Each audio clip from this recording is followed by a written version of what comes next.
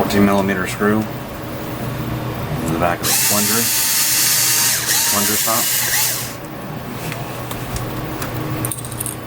Plunger into the barrel with the spring. The tool just helps locate it to the center hole. Plunger stop with the screw already assembled. Just fit snug. This is your loading pin.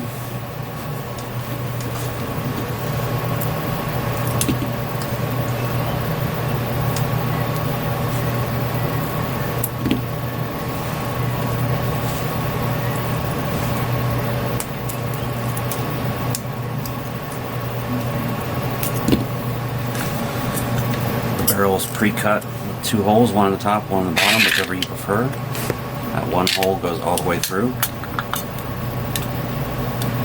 both sides. And now you have a plunger that's already pre-sprung.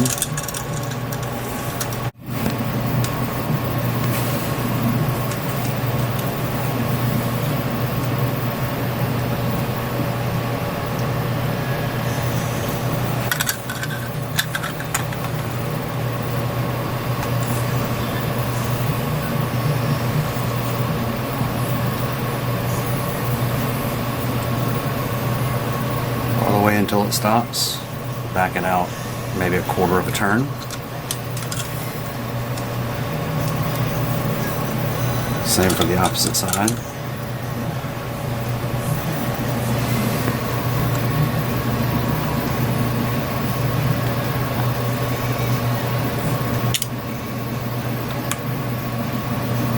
All the way until it stops, and then back it out a quarter turn. You should have full mobility of the door. It will get easier over time.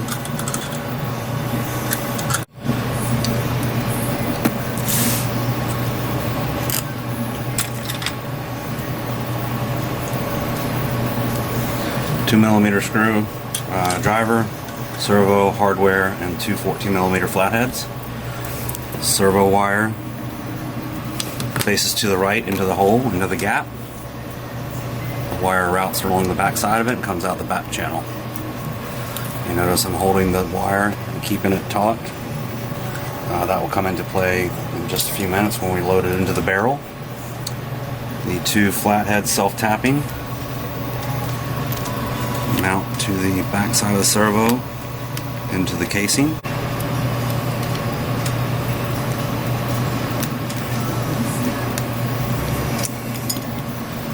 And then the servo case is ready for assembly. This is where the straight wire comes into play, just to keep it fed through that slot and no binding happens. It's ready to go. You have your 2 14mm, 2mm driver, right up to the point where it gets taut. Same thing, drop in, kind of self-align right to the point where it gets taut. So putting the horn on is going to require you to zero it to a toggle channel on this fly sky. You're going to go to assign, and here you can assign any of the number of switches on the side. You want toggle versus switch, and here we have it to toggle channel 3. I'm going to put this on for a demonstration. I'm going to put it on at an off angle.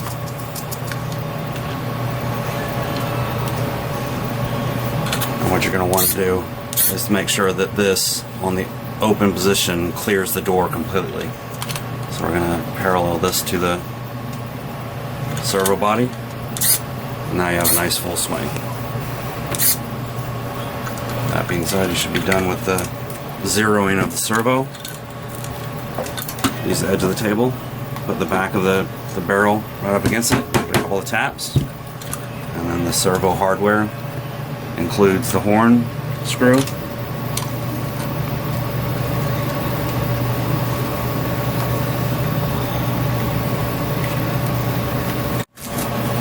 for this demonstration we have a 24-inch chute. These chokes are included if you ever want to cut strings and then retie. You can have a choke slide. I personally like to use the barrel choke with the shrink wrap for the distance of how much it deploys. On the end, you're given 3 rings to choose from as far as what's going to bind to the chassis or drag rail, wheelie bar of your car. I like to use the medium-sized ring. You can use small or large. We also include 3 zip ties if you want to use those as any type of uncharacteristic or different securement point. So here we're going to take the 3 strings that are on the 24-inch, slide it through your first shrink wrap. We'll apply some heat to it later on, so you get a little friction.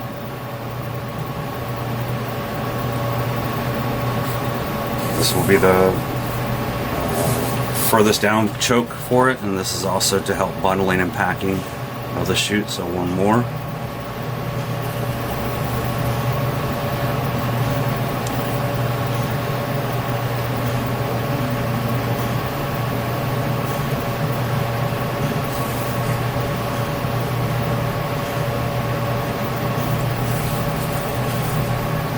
Shrink those up a little bit later on.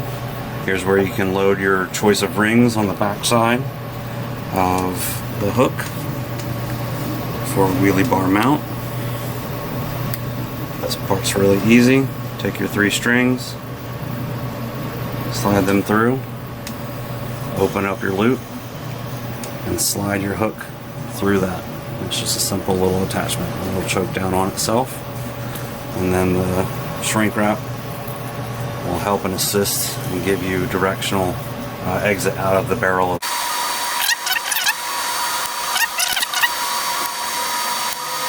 Once it cools down, it will slide with some friction to help control the deployment of the whole chute at the end. Packing of the chute's very easy. It really doesn't have to be in any particular order. I like to try to make a taco out of the material itself, and then you can hold it at the end and just simply continue to fold it inside of what's going to be the flaps of the taco until you're down to the choke. This is then the bundle that goes into the barrel. Plenty of space, and then based on where your attachment point is, this is why the bottom side of the shrink wrap really comes into handy. It helps keep things organized. I've reconnected the receiver and the power so that we can then move the 3rd channel over to the closed position.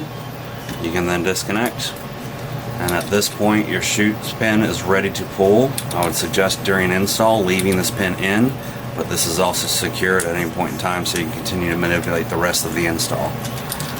The remainder of the install is basically 2 different parts. We've included an extension for your servo wire that's going to lead and give you no issues reaching wherever and whenever you mount this to your car, to your receiver, as well as the receiver or the body mount plate is going to go on the back side, so your body is going to fill in here. I'll show you that in just a second on an example vehicle.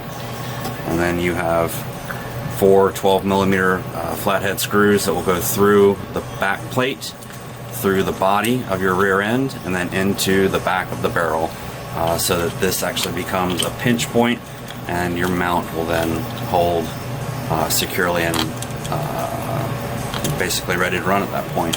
Again, you're going to want to pull your pin before you run, and I'll show you that in a secondary piece where the pin's out, and we'll show you a deployment.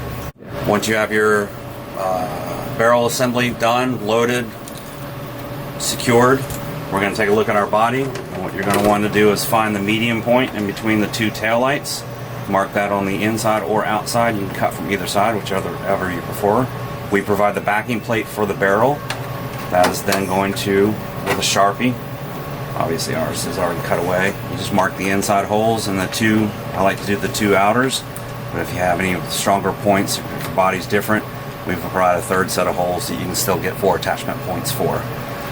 With that, once you have marked, you're going to want to take your standard reamer, and you're going to look for about a inner diameter of 14mm, and these are just large enough for an M3 screw to pierce the bottom.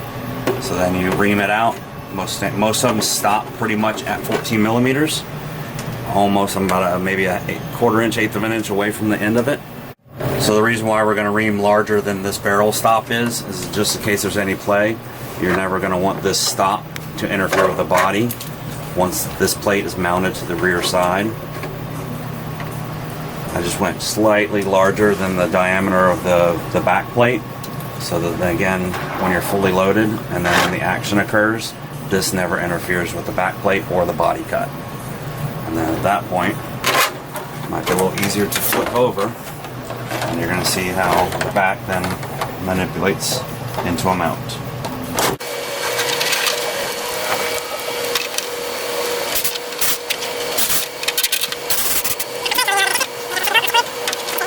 Two of the screws are in for demonstration purposes. Simply snug it up.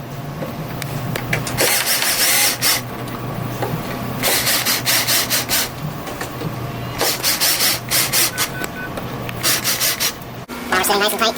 Obviously 4 screws.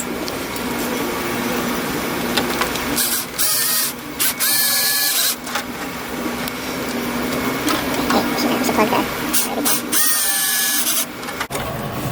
By the way, if anybody has these are super handy. I know they get lost and broken. We have them for sale on the website. So now here's the parachute kit, assembled, locked in and ready. You can go ahead and arm if you'd like, just by pulling the pin. Obviously attached to your body. This is an easy load, and you can still do a quick little bench test. Based on how your car is weighted, whether it's rear heavy, front heavy, or balance medium, you can attach the possibly all the way to the top or up underneath the fin. You can attach to the wheelie bar. You can even reach further back via zip ties that we provided and attach to your low chassis, medium chassis, low chassis, or even back of wheelie bar, depending on how the parachute deploys and the weight and the speed of your vehicle. Whether you're in the 40s or all the way up in the 80s and 90s, your attachment point is going to determine how the car reacts once the parachute deploys. Back to when your rig is fully attached, body mounted, bench test last time, third channel. Parachute deployed, obviously at speed. This would then untangle or unroll the complete way and inflate. Bonus content is a little clarification about chokes and the way the parachute reacts at speeds with different weighted vehicles. Everybody's done their own upgrades, run different batteries, upgrades and all that type. But the chokes are set up and designed to limit the amount of deployment that you receive once this is fully deployed and inflated. So if you can see, you get a little bit of a restriction here on a medium choke. You can go to a full choke, and your 24-inch parachute only receives a small amount of air, slowing the rapid decline down and the immediate jerk to the car. If you want a large parachute, slide the choke down. Again, this is just shrink wrapped lightly, just to give a little friction on the cabling. And you can see that then you'll take advantage on a lower speed pass of what would be a full deployment of the entire diameter of the parachute. Additional bonus content for the tuners out there, the professionals that really want some finite tuning to the parachute. We've included these slide chokes. One is for the 8-string for the 30-inch, one is for the 24-inch 6-string. What we're going to do is slide these strings in through the channels as they fit to the back end of the parachute.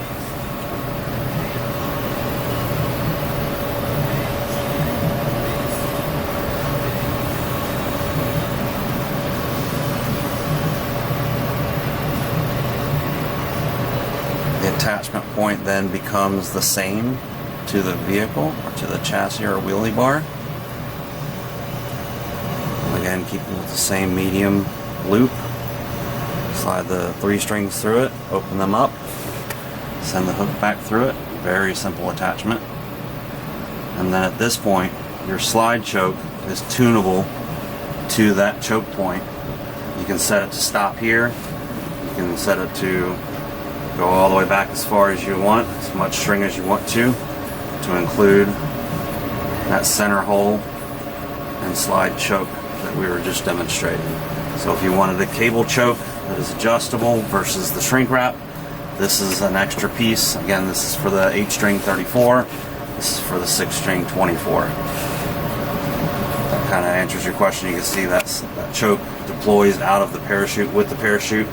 You can start it so it grabs as much air as possible, and then at your choke point, this will then slide back during deployment and then limit the size of it. So you get quick deployment and then limiting size. So that starts up here, and during the deployment process, this will slide back to your extension length.